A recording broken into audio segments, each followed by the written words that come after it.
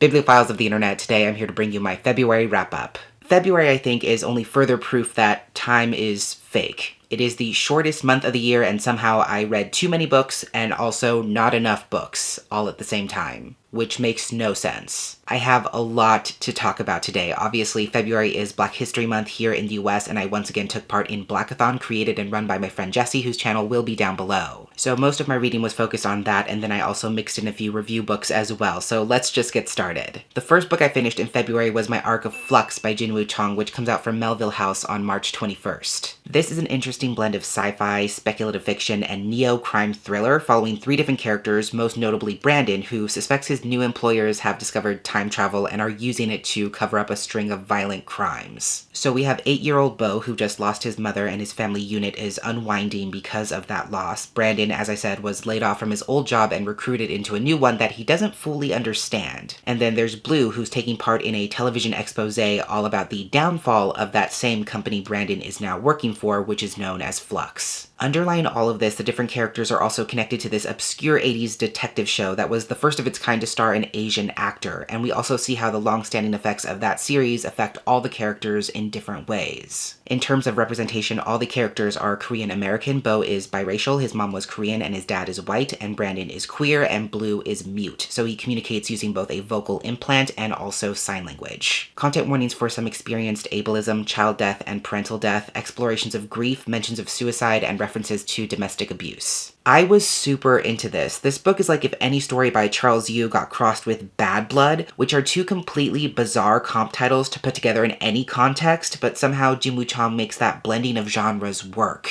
What I mean by that is that Charles Yu is obviously most well known for writing Asian diasporic genre stories that play with elements of the speculative, sci-fi, time travel in a way that twists your brain ever so slightly, but is also extremely internal and emotional. Bad Blood is a nonfiction, journalistic expose of Elizabeth Holmes and her company Theranos, one of the biggest fraud cases surrounding a Silicon Valley startup that we've seen in many years. So imagine putting those two in a blender and you would essentially get this book. If you saw my January wrap-up, you know I ended the month in this space of wanting to read what I'm calling mindfucky shit, and this solidly falls in that category and absolutely delivers in that sense. I love the way this story explores and also depicts time travel, which can be really tricky because obviously we don't have access to anything even remotely like that at this time, which means the mechanics of time travel can really be whatever a writer wants. Jinwoo Chang, again much like Charles Yu, has this incredible knack for pulling out these narrative threads of what I call melancholic recursivity. It's this acknowledgement that marginalized people especially are always living with one foot in the past. And there's a lot of different reasons why that can be, but namely it's because our oppressors are actively working to ensure that we are and we stay past tense. It's all these systems working together to make sure that we do not and cannot envision ourselves in the future, thus relegating us to reliving our history again and again. So this story is kind of positing that recursivity as a kind of time travel in and of itself. What are memories? What is nostalgia? What is regret, if not a means to transport ourselves to the past? I also love how this story uses repetition to further emphasize that idea and also to show the struggle of how Asian diasporic folks in this case are living at a standstill in so many ways,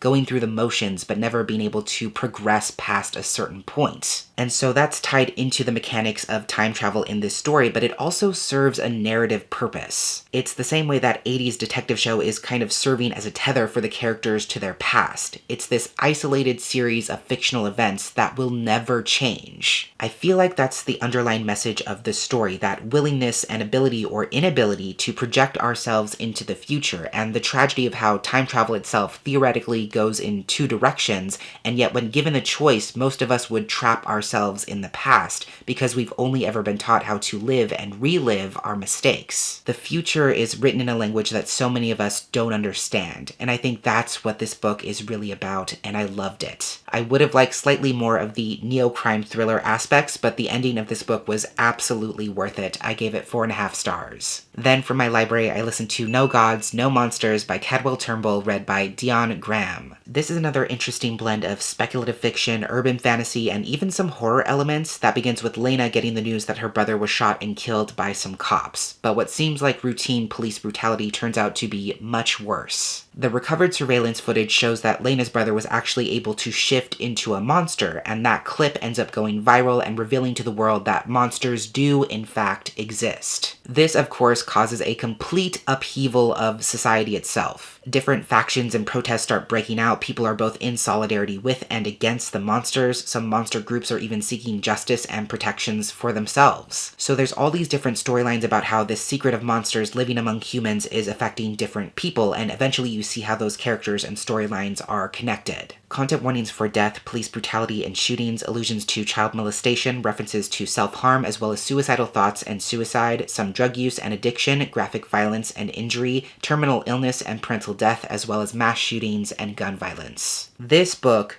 blew me away. If you like anything by N.K. Jemisin, you need to read this. And honestly, I should just stop the review. I should just stop the video right here because there is no bigger compliment I can possibly pay. I love the way this story approaches its world building because there's a lot of complexity embedded in the premise itself, but Cadwell Turnbull gradually reveals more and more of how this revelation impacts the world by breaking up the story into these almost self-contained pieces. Each section almost feels like its own short story as you follow different characters, humans and monsters alike, and begin to understand on a micro level how this drastic shift in society is changing everything. I think it's very clearly a commentary on the state of the world as we know it, but filtered through this speculative, fantastical lens. It's about how fear has always been an undercurrent, something we always have to consider when we think about how we walk through the world, but how in recent years, even decades, we've had to further negotiate the possibility that fear is always out in the open, standing next to us. That fear is definitely at the forefront of all these characters' stories. The underlying question, again, whether they're humans or monsters, is if they'll be okay. If they will survive the fallout of this societal shift, or if they might be harmed or killed or even forgotten in the process. And that's what's so interesting, because you would think that monsters, without question, are higher up in the food chain than humans. They have powers or superhuman abilities, maybe they have super strength or possess dangerous traits,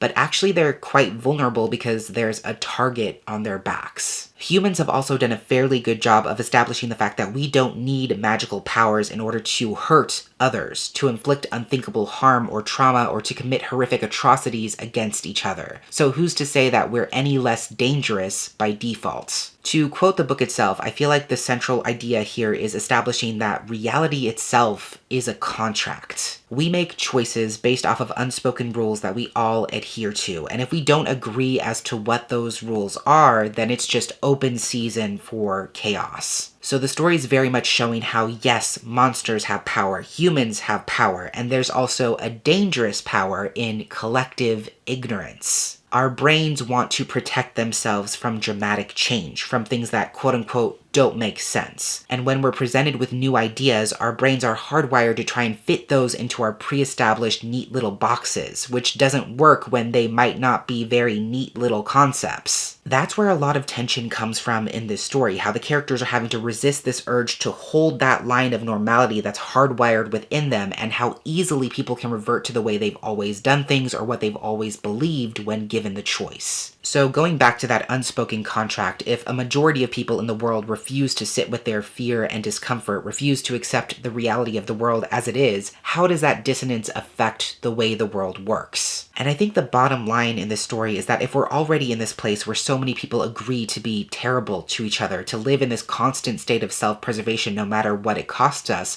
then we can also agree to be better. We can also agree to envision and discover a better world for ourselves. I can't even explain all the amazing things this book is doing. It's doing that work so incredibly well and does not need my help or my endorsement by any means, but this is a top-notch SFF story and such an unforgettable opener to what's sure to become one of my all-time favorite series. I gave this 5 stars. After that, my friend Gande and I buddy read Highly Suspicious and Unfairly Cute by Talia Hibbert. I got an e-arc of this book from Joy Revolution, but it actually released earlier this year, I believe on January 3rd, so it is available to enjoy. This is Talia Hibbert's YA rom-com debut. She has written several adult romances, most notably the Brown Sisters trilogy, as well as many self-published books before that, but as I said, this is her first traditionally published YA romance. It follows this young black British student named Celine who's an overachieving, conspiracy theory-obsessed aspiring lawyer who wants nothing more than to spite her estranged, cheating father by becoming a tremendous success. Her academic rival, Bradley, is an easygoing, wildly popular football star who's incredibly personable and likable, and in fact that's part of why she resents him so much, because they used to be friends, and when people started thinking of her as weird, he basically ditched her to be with the popular kids. Turns out both of them have applied for this highly competitive scholarship program that's basically a survival course in the woods. It's meant to test and rank the applicants on their leadership, practicality, critical thinking, etc., and a full ride to the university of their choice is at stake. So against their will, both of them are forced to team up in order to win this grand prize, and not only will they be trudging through the wilderness, but this experience might also give them the chance to finally wade through their tumultuous past. Again, a quick note on representation, this is a black romance, and Bradley is also openly bisexual and has OCD, which does play a significant part in the story. Content warnings for explorations of OCD thought patterns and related episodes, some instances of injury, and explorations of parental infidelity, estrangement, and abandonment. The number one thing I can say about this book is that it is absolutely hilarious. No one does sharp, witty, flirtatious banter quite like Talia does, and I'm so glad to see that part of her narrative voice translates perfectly to the YA space. In fact, I think that's one of the biggest compliments I can pay to this story, the fact that she's able to preserve what she does so well in adult romance and effectively showcase that for a young adult audience. I love how Talia is able to craft these characters who are stubborn, infuriating, and deeply imperfect, but also make them incredibly endearing and human in really prevailing ways. On the one hand, this is a super funny rom-com full of shenanigans, but I think it's also a really necessary interrogation of the astronomical expectations we place on the shoulders of young folks. Both Celine and Bradley want to practice law because it's what their fathers do, and they both have very different reactions to that, which causes them to internalize what they think they should be doing with their lives. So the dreams they have for themselves are not even about themselves, and that's a really hard realization for any young person to have. I don't think we see enough stories where young characters are questioning where their drives and where their interests really stem from and how that might affect the trajectory of their futures. Both Bradley and Celine are at an age where people are always asking them, what do you want to be? Where do you see yourself in 5 years? What's your dream job? And there's this really striking line where Bradley, I believe, says, is work the only thing people are supposed to dream about? I think that's a really powerful question, especially for young folks who we expect to make decisions based on a future that's so highly unstable for so many reasons, to the point where they don't even get to enjoy living in the present moment. That's a big conversation in this story, how Celine and Bradley are resisting being together for real, because with the future bearing down on them, they think it's pointless. So I feel like the project of dismantling that mindset is a huge part of this story's thesis. I think it's really about being brave enough to fully experience and embrace happiness while we have happiness to experience. So this was wonderful. There's really strong thematic parallels between the characters, great conversations about addressing trauma, finding strength in ourselves and our relationships, what it means to grow,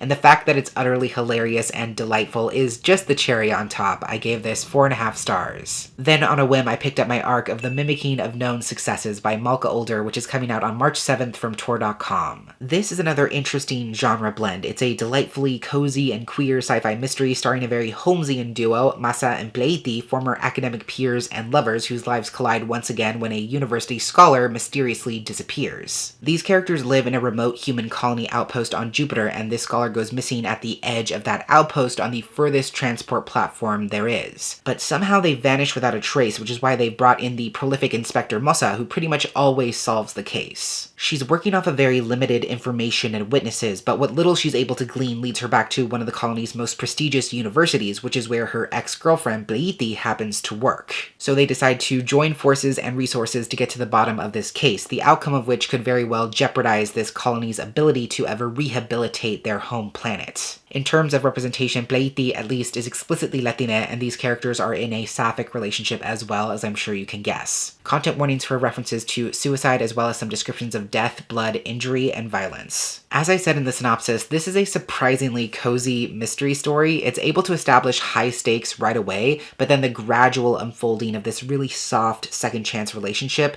provides this counterbalancing feeling of comfort. I think the setting of this story is perfect. Not only is it fascinating to discover more about this human outpost on Jupiter and how all of that works, but it also heightens the mystery aspect because there's a hard limit to the parameters of this space. This human colony is extremely remote. Obviously, Jupiter is also a fairly hostile gas planet as well, even though they've been able to make something habitable in a very small part of it. So having those limitations makes the mystery more interesting because it drastically reduces the possible outcomes in this case. But I really just love the duo at the center of this story. I think Holmesian, as being reminiscent of Sherlock Holmes, is the perfect descriptor for Masa and Pleiti's entire dynamic. Masa is a diligent and sharp-eyed inspector who plays everything close to the chest, and Pleiti is an intuitive and observant academic who wears her heart on her sleeve much more than Masa does. They really balance each other out in that sense. I love seeing how they combine their very different sets of skills and expertise to puzzle out what's happening in this case, but also how their research is the perfect excuse for them to slowly and subtly rekindle their romance. There's such a tenderness between them, and I think a perfect example of that is how a lot of their interactions revolve around food and meals that they're going to share together as they process new information or just enjoy each other's company and take a break. Masa especially is known to neglect herself and run herself ragged until a case is fully been resolved, and Pleiti often uses food as a means of encouraging her to slow down, recharge, and refresh herself. I love how the story uses food as a conduit for showing care, nurturing, and even mindfulness, and how in that sense Pleiti is given that Watson-like role of observing the observer, seeing and tending to the human part of Masa beneath the machine. I think the title is so incredibly smart too because it beautifully parallels so many different things happening in the story. It reflects how humans are studying how to make Earth habitable again. It relates to aspects of this case and even the methodology of retracing your steps, but even how reigniting this relationship is a mimicking of a known success. The mystery was compelling, the characters were fantastic, I love the slow burn romance and underlying investigative process. This is definitely setting the stage for what could be a really wonderful series of books, and I cannot wait to read every single one. My one note is that sometimes the plot skews itself a little bit too wide, especially in such a short space, and some of the world building is a bit difficult to visualize at times, but this is still fantastic and I gave it 4.5 stars. Then in exciting news, I finally got a chance to catch up with the Gods of Hunger series by reading the latest installment, Let Me In by R.M. Virtues. This is the third and most recent book in the Gods of Hunger series. It's a queer adult erotic romance series that blends together Greek mythology and contemporary/urban fantasy, and even though each book follows a different set of characters, it's all revolving around leaders trying to control this prosperous gambling district. This one is about Athena and Dionysus. Athena is one of the wisest and most powerful leaders in this city, and she was also raised under the control and manipulation of Zeus, which she's still trying to free herself from even though he's no longer around. And Dionysus is a chronic people pleaser with numerous successful wineries and nightclubs, but he's still searching for a way to prove himself. So the opportunity comes about for a small convoy to travel to the ailing city of Thasos in order to strike a treaty that would bring peace and benefit both cities. As one of the city's most trusted and respected delegates, Athena will be traveling to Thasos, and Dionysus volunteers himself to accompany her, not only to spend more time with her, but again to prove his worthiness. But peace may not be what Thasos actually seeks, and as this delegation finds itself on the brink of war, both Athena and Dionysus have to ask themselves what they're willing to risk in order to protect the people they love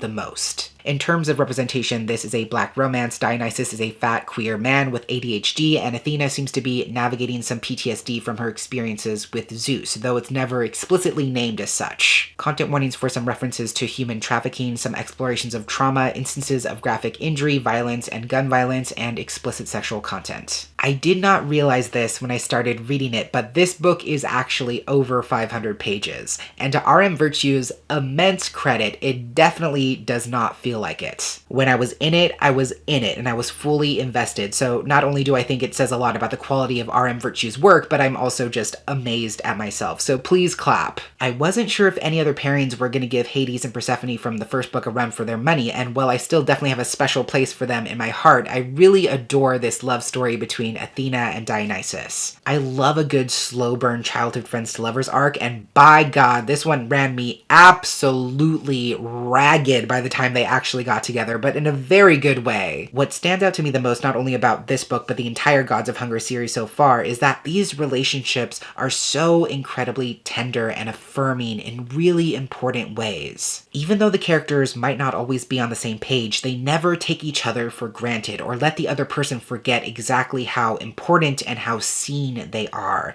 And it's just refreshing to see them give those affirmations freely and without expectation. As I've said before with this series, I think it's incredible how R.M. Virtues is able to write these romances where the stakes and conflict are much more internal than external. And not only that, but that the inner conflict these characters face drives them together instead of apart. Like the fact that these characters are human and going through difficult things, maybe not always making the right choices, doesn't mean they're going to separate because of those problems. They're going to work through them together, they're going to grow through them together, and they're going to make sure the other person never forgets what they're actually worth, because losing sight of that is often the underlying cause of those conflicts. At the same time, I love that besides the romance, this book has so much plot going on. Some of it's just for funsies to heighten the romance, but there's also mystery and murder and political drama and the possibility of full-out war looming on the horizon. I also love how even though the romance itself is slow burn in the sense that it takes a while for the characters to officially consider themselves a couple, R.M. Virtue shows us that slow burn doesn't mean that you don't get to enjoy some spice as you wait. Like all the books in this series so far, the story is kind of playing with that dichotomy of dominance and submission, which yes, translates in a sexy way, but also relates to the characters' individual journeys. For example, in this story, there's like a no-sex pact that comes about, and on the one hand, it doesn't serve a major purpose besides to make things fun, but it also connects to how these characters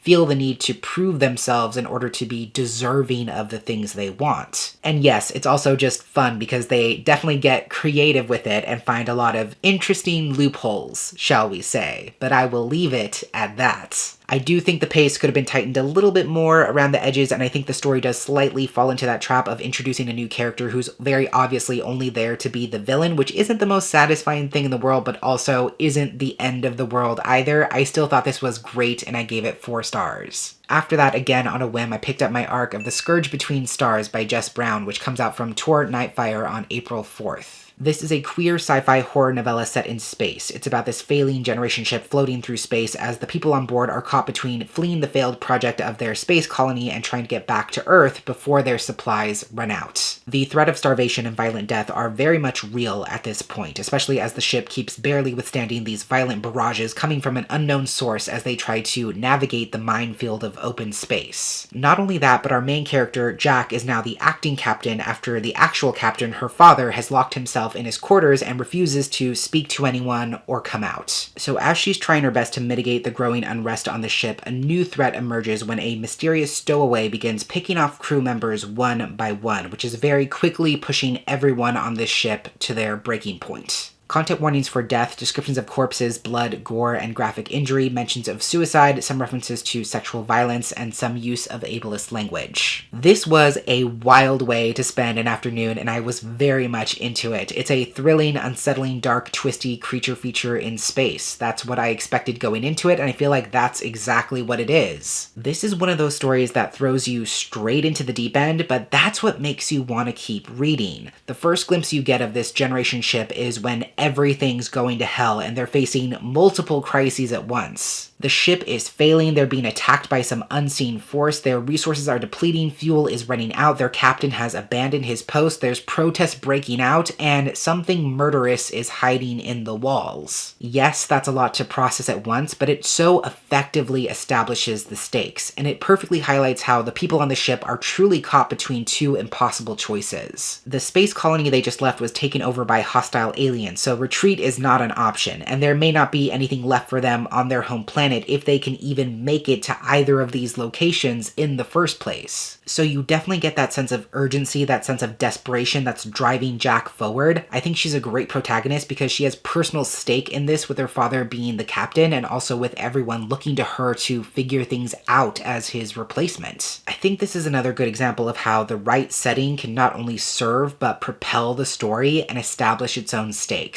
This generation ship is very isolated in the sense that it's floating through open space, and there's only so many places this creature can be hiding. So again, that makes for a conflict that has very hard parameters, but still leaves you guessing because absolutely nothing that happens is obvious. I think this story makes great use of the novella length to tell a perfectly concise and perfectly paced story that never loses its intensity for 1 second. I do think the story wraps up a little too neatly and quickly, and some of the character development is dependent on relationships that have either been established or even dramatically altered before the story begins, which can make it difficult to fully buy into, but I would love to read more from Jess Brown, and I still gave this a solid 4 stars. Then I picked up my arc of The Wicked Bargain by Gabe Cole Novoa. This actually recently came out on February 28th from Random House. This is a queer Latina YA fantasy about a trans-masc non-binary Mexican pirate known as Mar, who spent their entire life sailing the seas with their father, captain of one of the most formidable pirate crews, and they've also spent that time hiding the fact that they can magically control fire and ice. But there's not enough magic in the world to reverse a deal that their father made many years ago with El Diablo himself, in which he bargained for Mar's life with his own soul and the souls of his entire crew. On Mar's 16th birthday, El Diablo comes to collect his payment. So Mar is the sole survivor of this tragedy, and they're rescued from the sea by a different band of pirates. It's not long before El Diablo shows up again to present them with a new choice, to save their father's soul in exchange for their own soul, and by extension, for their magic.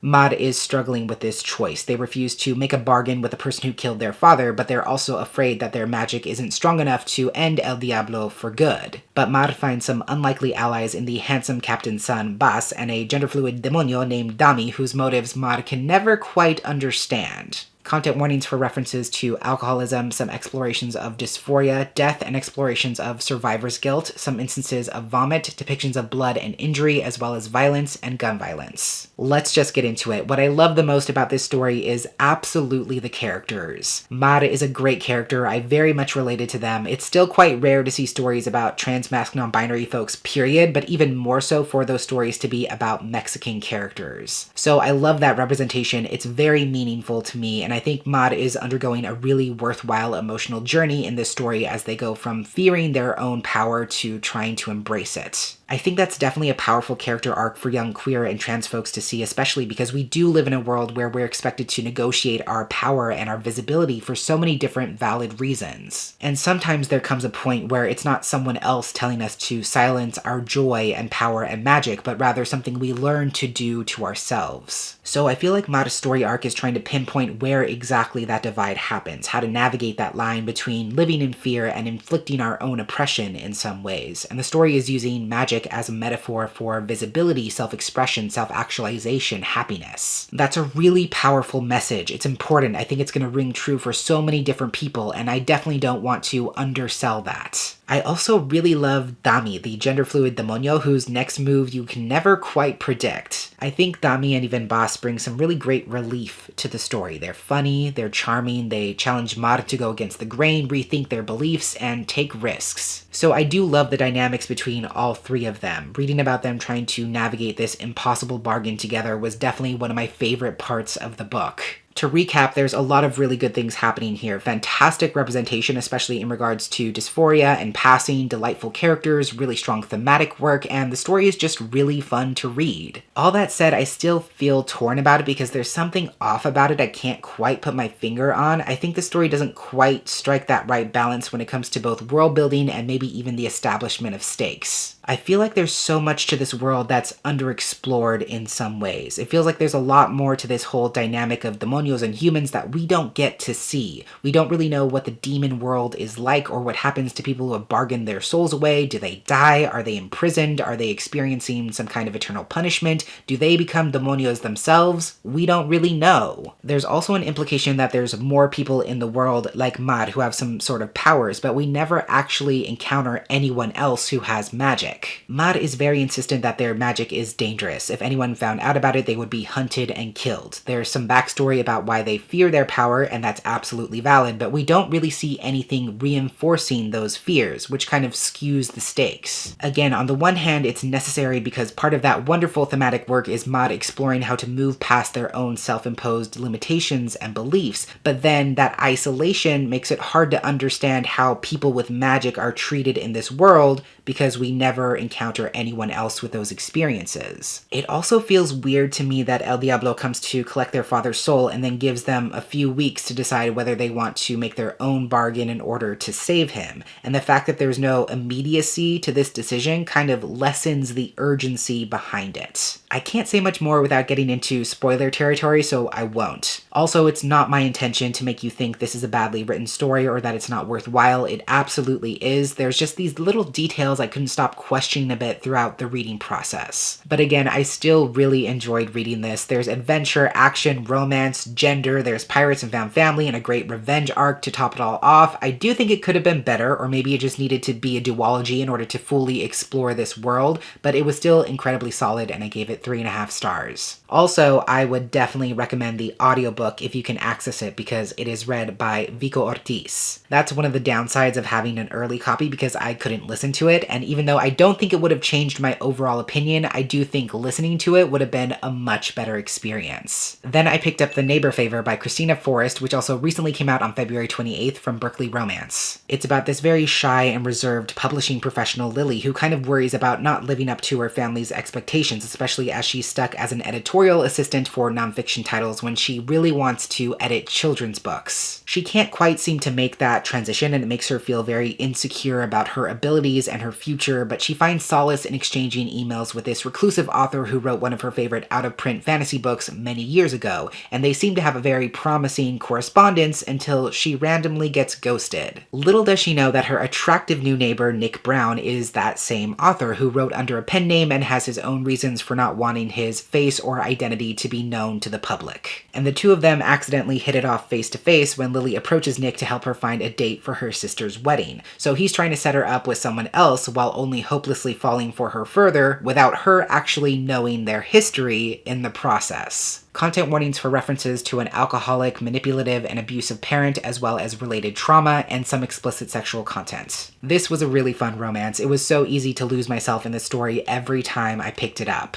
It's kind of chaotic in a way because there's so many subplots going on. All the weird situational stuff surrounding this relationship is a little bit far-fetched, but that's also what makes it interesting. I don't know the official name for this trope, but I love the whole anonymous letters, unknowing pen pals kind of thing. I feel like I owe that to a Cinderella story, but I think it's a really cute and interesting way to build out a romance. That on its own would be a complicated scenario, but then you layer in all these other parts about how Nick is Lily's favorite author and also her hot neighbor and the whole wedding date setup. It's a lot when you say it out loud, but for some reason it never feels like a lot on the page. The chemistry between Lily and Nick feels so natural, so organic and unforced. They have a very refreshing connection, whether it's the relationship they started in their emails or even how they connect in person. You definitely want them to be together. Seeing them interact just feels good to read. And to go back to those moving parts of the plot, I think the reason why all of it works is because each plot point is serving a dual purpose of not only making the romance fun by throwing in some more obstacles and more chances to catch feelings, but also in reinforcing the thematic concepts. The mistaken identity aspect through the emails illustrates where the two characters are starting from. Writing anonymous emails is safe. It doesn't require any risk. It doesn't have any real-life consequences, and it ties into the imposter syndrome that they both feel in their own lives. They both have trouble owning up to who they are and standing proudly in all their messiness, uncertainty, imperfection, and even accomplishments, so hiding behind a screen makes a lot of sense. The whole wedding date bet that Lily has with her sisters ties into the pressure she often feels with her family, the fear that she's the only one who doesn't have everything figured out and therefore is not taken seriously. The part about Nick being an author and Lily working in the publishing industry is also important because it shines a light on the pressures and expectations of excellence that that Black professionals face, especially in creative industries and spaces. All of that is necessary, and all of that is adding to the development of this relationship, which makes it feel satisfying even as it gradually comes to the natural conclusion you would expect. There were some minor things I noticed as I was reading. First, I kind of felt like Lily's sisters were being shoehorned in a bit, because I think there's a strong likelihood this will continue as a companion series, which is totally fine and I would read them, but I just feel like I could see the strings being pulled in that sense. Something else that wasn't super satisfying is that you know exactly where the breaking point is going to be. You know what's going to cause the third act breakup. From the very start, you know that the truth about these emails is eventually going to come out, and then it's just kind of a waiting game as to when that's going to happen. I was just kind of hoping there would be more to it, and there wasn't, but again, that's fine. It's a perfectly serviceable plot point, and overall I still had a great time reading this. It's a fun, escapist, heartfelt romance, and I gave it 4 stars. On a completely different note, I then picked up my arc of Chain Gang All-Stars by Nanekwame Adjei-Brenyah, which comes out on May 2nd from Pantheon Books. This is a near-future dystopian sort of story with light sci-fi elements. The world is pretty much the same as the world we know now, but there's different technologies and systems in place that we do not currently have. So it's exploring a version of the United States where our incarceration system has evolved into a highly lucrative hard-action sport. Basically, prisoners are offered the choice whether to take part in this program where they face each other in a series of one-on-one death matches until they either win enough battles or survive for long enough to quote-unquote win their freedom. When the story starts, we're following Loretta Thurwar in her first match, and she quickly becomes one of the top competitors in this highly controversial sport,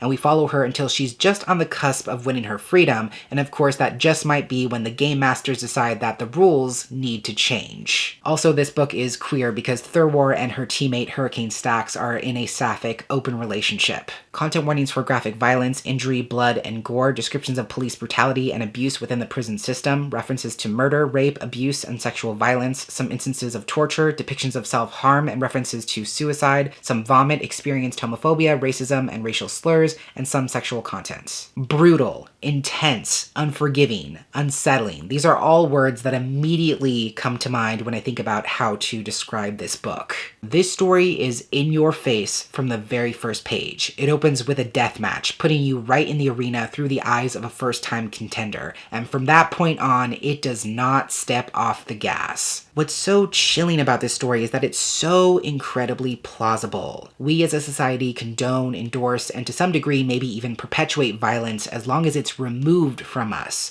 whether it's something fictional we see on a screen or real-life horrific events that don't personally affect us. We're able to compartmentalize it as being separate from ourselves. The incarcerated are already seen as being less than human. Their personhood no longer counts because as a society we've contractually agreed that they've forgone their right to individuality, dignity, privacy, safety, happiness, etc. when they decided to commit crimes. They get taken away, put in prison, we don't think about them anymore, and from a societal standpoint they no longer exist in what we consider to be the real world. They're so far removed from us that the idea of letting them become their own executioners for public sport isn't as far off as we might think. And what this book does so well, like many other stories that involve death matches or deadly trials, is that it makes you, the reader, complicit in the act of this inhumane exploitation because that promise of brutality is part of what draws you into the story in the first place. In that sense, this story is a blazing reminder of why fiction is so incredibly necessary. Of course, there are countless studies and research papers, nonfiction books, documentaries, biopics, etc. that meticulously and empirically catalog the innumerable problems with the incarceration system,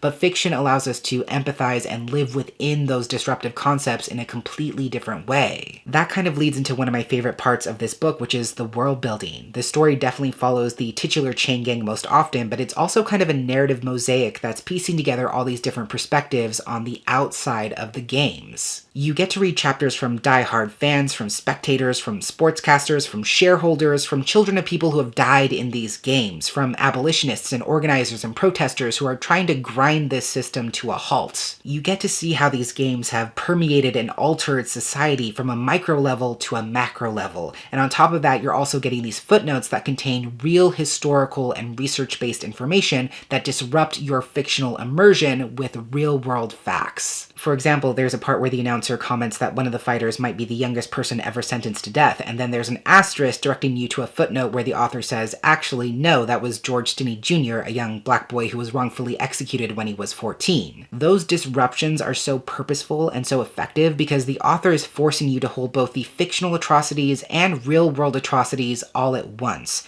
never letting you forget that the fictional extrapolation of these deeply systemic racist traumas have real-world roots and implications. Again, that goes back to why this is much more plausible than it seems, because prisons already exist for profit. The privatization of prisons is already real. The funding and resources funneled into prisons and police forces is astronomical in comparison to rehabilitation or any other anti-crime efforts. So to posit that our prison system could find a way to further capitalize and commercialize incarceration makes a lot of sense. I haven't even talked about the characters at this point. I appreciate how this story isn't interested in debating their morality, because you don't have to be a criminal to be corrupt, but also showing how they're fighting to survive within this system where their death, their failure, is the entire point. So it's interesting to see the little ways they're trying to restructure and challenge the system from the inside, the ways they're trying to find moments for themselves even though they're always being broadcast to the public, and how they feel about the prospect of freedom that comes at the cost of ending lives. And I think it's important how this story doesn't attempt to offer answers, because we don't know what a country without the incarceration system would look like or how it would work, especially because prisons since their advent have embedded themselves so deeply in our government, economy, politics, and social contract. So the question isn't even how do we get there, how would that work, but rather how can we reckon with the fact that a future like the one this book describes is what awaits us if we stay on this collision course. I'm gonna cut myself off there because I haven't even touched on like a quarter of what this story is doing so incredibly well, not to mention the fact that the climax of the book is somehow in the final sentence, which is pretty much impossible to pull off. I have to stop. I'm gonna stop. Friday Black just moved way up on my TBR. This was 5 stars. Once again, pivoting to something completely different, Gandhi and I also decided to buddy read Her Good Side by Rebecca Weatherspoon, which comes out from Razorbill on May 30th. This is Rebecca Weatherspoon's YA debut. It's a fake dating romance between two self-proclaimed late bloomers who have difficulty in the dating realm because they don't have enough experience. It's about Bethany, a black, fat, confident, hopeless romantic and aspiring cook, and Jacob, a Korean-American photographer and social media whiz who went through a bit of a growth spurt that's gotten him a lot of romantic attention, but he's also been dumped twice in as many months. One of those exes happens to be Bethany's best friend, and because this breakup was very mutual and civil, the friend suggests that Bethany take Jacob to the homecoming dance since both of them basically need a date. But Bethany decides to take it one step further and propose that they use the dance as an excuse to start a fake relationship. That way they can get some street cred, get some dating experience under their belts, and be able to navigate a relationship without worrying about chasing the other person off. But of course, as they fall deeper into this ruse, they kind of forget that they're supposed to be preparing each other for relationships with other people, especially when they just might be each other's perfect match. The primary content warning I noted for this was inferences to experienced fat phobia and some unwelcome commentary on eating habits and other brief references to diet culture. This romance was so incredibly sweet. Reading this honestly gave me the same feeling as reading and watching To All the Boys I've Loved Before for the first time. It has that sort of earnestness and hopefulness while also playing with the fake dating trope in similarly endearing ways. To All the Boys also comes to mind because it has that sort of romantic contract aspect to it, in which there are very clear parameters and expectations for the relationship that the characters follow meticulously, and also because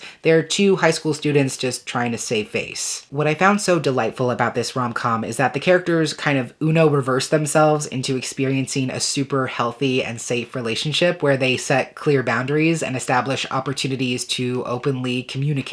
As I said, both of them have been judged by their peers in different ways for not having enough romantic experience, for not being boyfriend or girlfriend material, or just having that baseline experience of what it's like to date someone. I really appreciate how the story is opening up a conversation about how teens especially often end up in these relationships that don't last very long, not because their feelings are any less real, but often because so much of it is based in these unspoken rules or expectations. When it comes to having healthy relationships, romantic or otherwise, there is no such thing as an unspoken rule. Every dynamic is different. Everyone has different comfort levels, needs, feelings, and experiences, and in order to have those kinds of dialogues, all partners involved need to be a safe space. Without even realizing it, Jacob and Bethany are that safe space for each other. They don't feel this pressure to perform as something they're not. Because they tell themselves it's not real and nothing's at stake, they're not afraid to be their awkward, bumbling, imperfect selves. Again, I think think a lot of young people experience this pressure to not only be dating in the first place, whether they want to or not, but also deal with this expectation that they'll just naturally know what to do, which again is just paving the way for unhealthy relationships. But with this arrangement, Bethany and Jacob are actively making space to say, no, I actually don't know what I'm doing. They make time to debrief and ask permission and give feedback, which seems silly, but actually makes a world of sense. So I think this story is not only so incredibly valuable in the young adult space as a celebration of what good communication and healthy boundaries in romantic relationships can look like, but it's also just one of the sweetest, most wholesome romances you will ever read. I love Bethany and Jacob with my entire heart. I cannot recommend this enough. The ending did play out a little bit too quickly in my opinion, but that's such a minor note. I love this. I gave it 4.5 stars. And finally, the last book I listened to was my Patreon pick for the month, and that was We Deserve Monuments by Jazz Hammonds, read by Tamika Caton Donegal, and the ALC was actually provided to me by Libro FM. This is a queer contemporary YA story about Avery, who's been uprooted from her life in DC during her senior year so her family can go live with her grandmother, Mama Letty, who has cancer and is very slowly getting worse. So not only are they dealing with that, but the second they arrive in Mama Letty's home, Avery can sense a very deep tension between her grandma and her mom, but she doesn't actually know what happened because there's some kind of family drama that neither of them wants to discuss.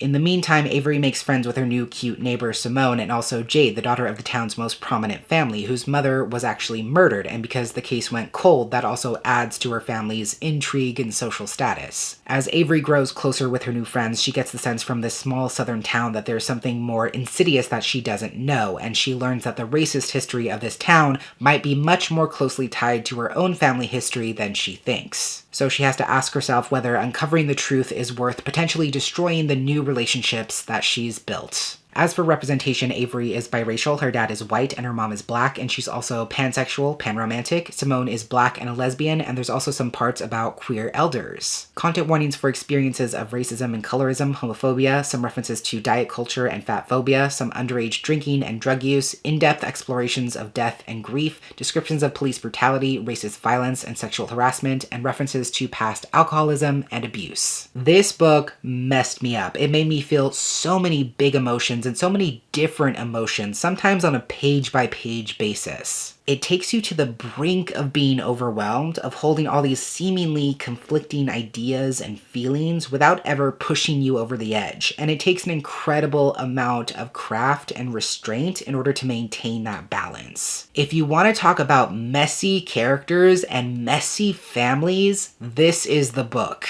I really love how truthfully this story excavates how impossible it is to reckon with the realities and lived experiences of multiple generations at once. There are 3 completely different and valid versions of reality coexisting within this one family, with Mama Letty, Avery's mom, and with Avery herself. Each of them feels the truth of their own experience so deeply in their core, and trying to forcefully map that onto other people in their family is part of what causes friction and conflict. And I love that this is another story very much not interested in arguing for the characters' morality. It's not about whether any of these characters are correct, whether they're allowed to feel the way they feel, and it's not about the person with the least amount of mistakes getting to dictate what's right. They've all made mistakes, they've all hurt each other and continue to hurt each other as they reckon with this long-standing grief stemming from their family history, and even with the slow-coming grief tied to the family's impending loss. And it's a really powerful thing, especially in a story that centers Black characters, when the narrative isn't that you have to be a good person or a perfect person in order to be justified in experiencing your emotions. You don't have to earn your feelings, you don't have to contextualize them in someone else's reality, and also conversely, just because you experience pain doesn't mean you can't inflict pain just the same as anyone else. So there's a lot of complexity there with all the different characters and all the different kinds of relationships. We see how these characters bring each other joy, but they also bring each other pain, and how their actions or choices affect each other in a range of ways that they could never predict. And that brings me to how the story is so beautifully challenging the reader to hold all of that joy and all of that pain and every emotion in between all at once. to recognize how the existence of pain, specifically black pain in this instance, does not undermine the experience of black joy,